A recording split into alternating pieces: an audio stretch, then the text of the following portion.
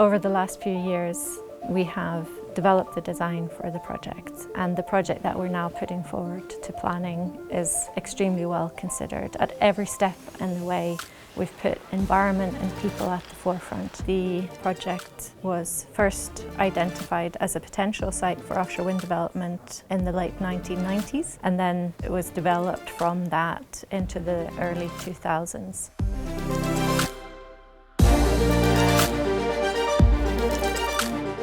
It's been a long time coming, but back then several considerations fed into the identification of Codling Bank as a suitable location for offshore wind.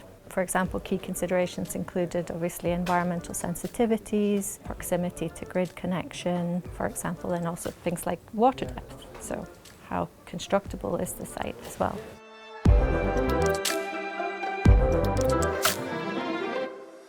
Since then, the project has developed further, and in the last 5 years or so, we've conducted thousands of hours of surveys and desk-based assessments to better understand the environment that the project is located in, to inform the design for the project and also the environmental impact assessment.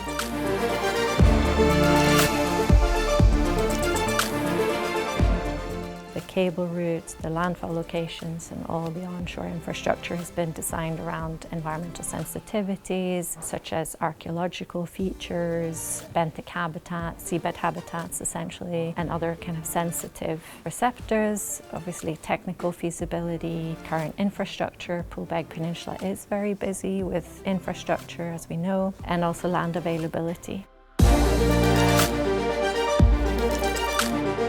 Originally, we were looking to install 440 turbines, but turbine technology has moved on significantly. In the last couple of decades, we've gone from 440 turbines down to a maximum of 75, and that is something like an 83% reduction in the number of turbines. So they have become a little bit larger, but significantly fewer.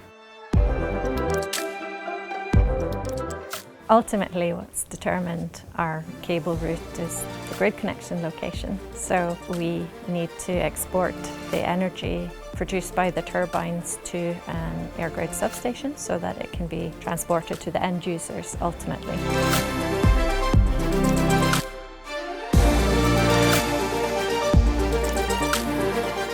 EirGrid confirmed that we would be connecting our wind farm into the existing substation at Poolbeg.